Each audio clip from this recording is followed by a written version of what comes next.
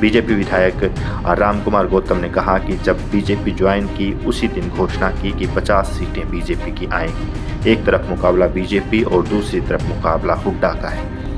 मुकाबला था बीजेपी का और हुड्डा साहब का, आप और हुड्डा साहब का। हुड्डा साहब पार्टी आपकी है और का दखल ही नहीं, कुछ भी क्या गलत किया। विपक्ष और सत्ता पक्ष के बीच इस बयान पर तीखी बहस हुई। इस पर भूपेंद्र सिंह हुड्डा ने कहा कि क्या कांग्रेस हुड्डा की है, किसी और का दखल नहीं है। रामकुमार गौतम बहुत अच्छे आदमी हैं, इनको बोलने दो, जो कहना चाहते हैं बाद में माफी भी मांग लेते हैं। पंडित जी जो है रामकुमार जी बड़े अच्छा आदमी, मेरे पुराने मित्र हैं, इनको बोल रहे जो कहते हैं फिर बोल के माफी भी जल्दी मांग लेते हैं। कहता है मैंने बड़ी गलती करी जो उसके खिलाफ बोले आपने बोल रहे हो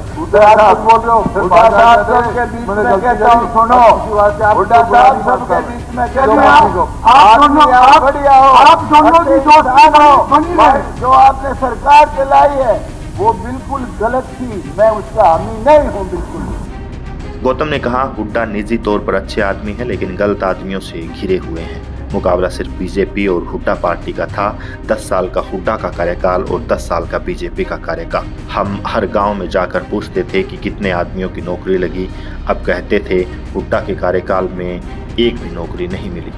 सबसे ज्यादा बच्चे हमारे जाट समाज के लगे इस सरकार में, मैं दावे से कहता हूँ, और बड़ी बड़ी पोस्टों में, बड़ी बड़ी सारी पोस्टों में मेजोरिटी बच्चे जाटों के लिए, इसलिए नहीं कि उनकी सिफारिश के काबिल बच्चे थे।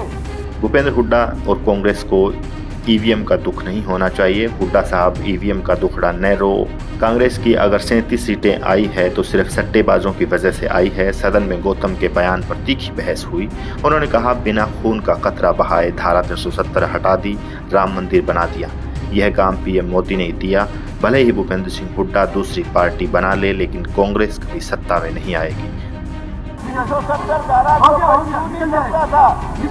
मोदी ने एक विरोधी लगाई, खून के कतरे में जाएंगे, नालियां में जाएंगी, खून की कतरा खून का भी नहीं गिरा, 370 धारा तोड़ के फेंक दी। 10 साल पहले बच्चे बसों में बदमाशी करते थे, कहते थे सर्टिफिकेट भी ले आएंगे और सिफारिश से नौकरी पर भी लग जाएंगे। अब बच्चे किल की नहीं मारते बल्कि कोचिंग सेंटर ज्वाइन किए रहते हैं ताकि नौकरी लग सके।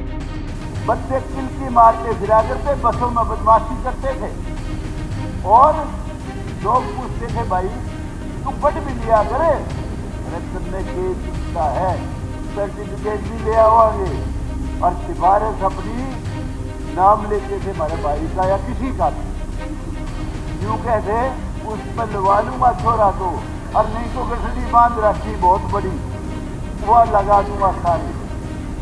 मैं कहता हूँ मनोहर लाल खट्टर ने, बीजेपी ने पहली बार ये एहसास कराया कि बच्चों को पढ़ाओ।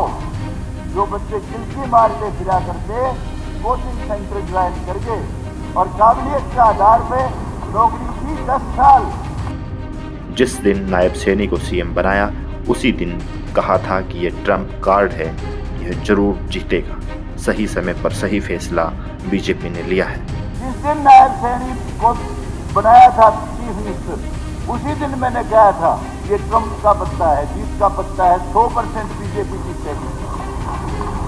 कुछ भाई जो पर्सनल नफरत करते हैं नायब सैनी से, वो बावले हैं बिल्कुल, उनको गलत फहमी भी है कि भाई तू फलाना बन जाता तो पता नहीं क्या कर देता। लेकिन मैं कहता हूँ सही समय पे जो सही फैसला लिया पार्टी ने, ये गजब का फैसला था। बहरहाल अब देखना होगा कि भूपेंद्र सिंह हुड्डा के साथ ये बहस राजनीतिक गलियारों में किस तरीके से कैसा रूप लेती है।